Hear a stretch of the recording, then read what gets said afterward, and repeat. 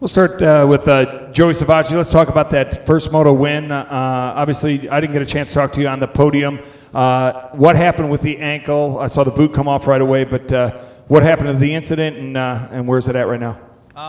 Just got into it with a lapper. I'm sure as anybody watched Washougal, I actually came together with a lapper there as well and took him down. Felt bad, but they, at least lately for me, like they've been checking up and letting me kind of go by, but then they get on the gas too early, and a lot of the times the ruts, are separate ruts, but at the end they come together. So it was the same here. That left-hander before the big sky shot tabletop, he checked up and went to let me by, and kind of got going too early and made contact. I don't know if it was his fork tube or foot peg, but actually put a hole in the boot and top of the foot. So it's a little bruised, but we'll be all right. And Jeremy, let's talk about that second moto. Obviously, you guys were lined up, ready to go, and then they gave another cell coming in. Your thought process lining up the first time and then having to go back and come back again. Talk us through the motions.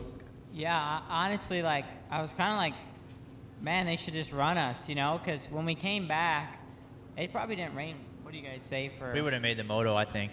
I think we would have been close to. It didn't rain for a while, but I mean, hindsight's 20/20, But yeah, and then we just sat around for a while. And most of the guys were joking around and under my truck, and I was just kind of hanging out by myself because I kind of knew we'd moto again. And then we went back out, and it was a full-on mutter, and I just got to start at the right time today, guys.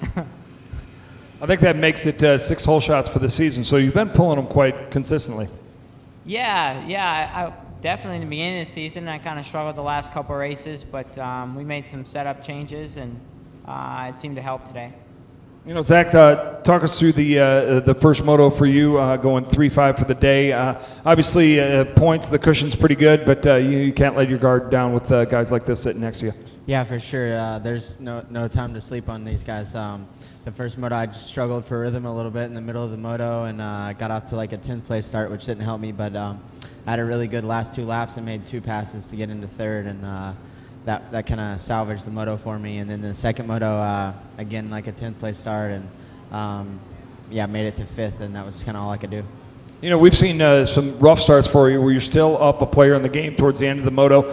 Do you find that mental switch that happens, or just your physical endurance that really causes you to keep pushing towards the end? More my endurance than anything. I just feel confident in my fitness and my program and speed right now. And I mean, I don't get scared of getting tired. I guess I'm just going as hard as I possibly can for as long as I possibly can. So it's the same sort of thing as like Unadilla or Washougal, where I threw up after the moto. I just went until I couldn't go anymore.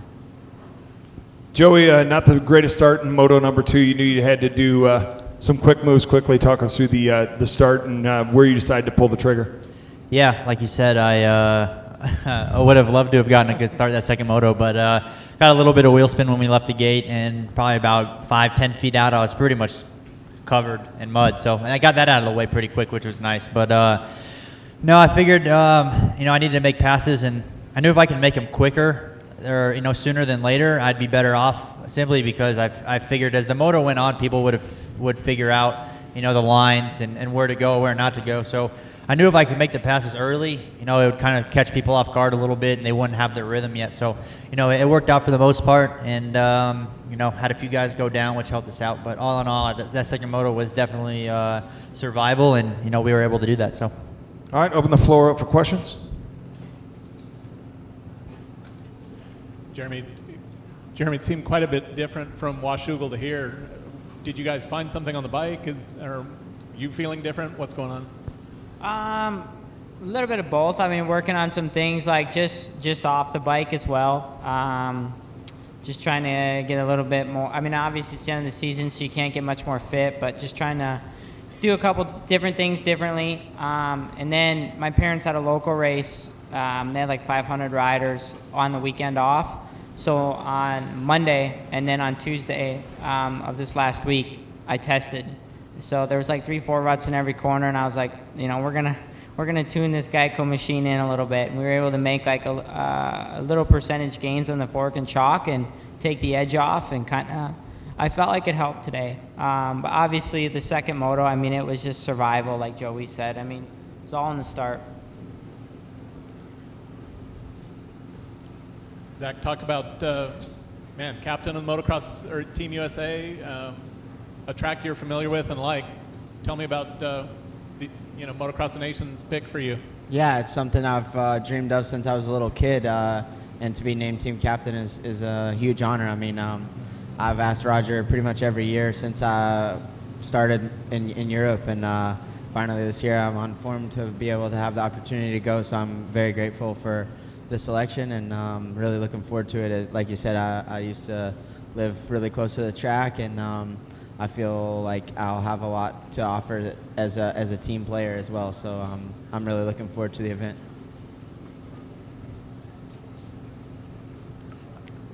For Jeremy, how much does it help to get back on track after a race that didn't go your way? I know it was just a start and it was a mud race, but is this a big boost to be like, okay, I'm back on track? I mean, yeah, it's nice. I mean, I don't really dictate off the second moto. I dictate off the first moto. I locked bars with RJ and my teammate Chase, and we all stayed in it. And then I was able to kind of get through and not go down and work my way forward, and had a good battle with the guys, and Joey was out front doing his deal, and I tried to reel him in, but he was just doing what he needed to do to get the win, and I didn't know where Zach was, and then he got third. It's like the guy's on it this year. I mean, he's gotten bad starts. He's had, we've all had like the same issues, and he's overcome them, and that's massive. Like, that's a big thing in this series, and the boys are riding good. Joey, I know you didn't get the win today, but the races have been really good these last couple, including this first moto win. What's the attitude like even during the week? Is it just that much easier to put in work now that you know it's going the right direction? Because you've definitely had your ups and downs this year. Yeah, for sure. Honestly, it's almost worse during the week when you have a good weekend, because you don't want to take anything for granted, and you don't want to slack off just because you had a good weekend. So a lot of the times it's not harder necessarily, because it's always good. You're in a good mood and everything is positive, but you're always thinking about what could be better and trying to improve. You don't necessarily come out of the weekend like, oh, we won, sweet. We'll just ride this week. A lot of times it's, where was I slow, or where could I have been better? So it's definitely been easier, like, for sure. Having good races is beneficial, and it makes it worth it. But I wouldn't say anything has really changed during the week. Still trying to figure out, fine tune, where can we be better, and where what I need to work on. Zach actually did race the Nations once before. Different country, kind of. Three correct? times. 3 times, okay. Just like Alex Martin last year. Yes, So sir. talk about your experiences previously for Team Puerto Rico. Yeah, I mean, the first year was in England. I got lucky, and they didn't have enough money to send a third person, and I was already there, and they were renting bikes from the team, and they were like, hey, you want to do this? So I did that, and then I also did the one in Colorado, which was really cool because it was, at home, and then Lommel as well, which we didn't make the A main, but it was okay. But I mean, yeah, Team USA is always the dream for everyone. I think I think the first Destinations I ever watched was 2000 at St. Jean with Ricky Pastrana and Rhino, and since then I've wanted to go, and I mean, for me, it's almost more special that it's there at Matterley than it would be, here next year at Redbud or wherever it's going to end up being. So I'm super happy with the selection. Do you have any insight to Covington is normally a 250 guy? You're kind of teammates in a way because you're both on Husky. Do you know anything about his 450 skills or how that should go? I don't know anything about it. I was actually kind of surprised that they didn't switch me to the 450, but Roger was adamant that he wanted me on the 250, and because I've overcome some bad starts and it's hard to get a good start against the 450, so he was adamant that he wanted me on the 250, and I said okay. Jeremy, did we hear that you might be staying in the 250 class now? I think at one point you were going to go 450 next year. Are you sure what your plans for the future are yet? Do you know? No. You don't know yet? I mean, I'm contracted to go 450. I could go if I wanted to. There's been some talks. I mean, I've definitely haven't had the best year. I'm not going to lie. I mean, I've been pretty disappointed in my year. Supercross and I just struggled a little bit outdoors so far. So we'll see. I'll make a decision when the season ends, and I'll make a smart decision, and that's for the best for me and for Honda.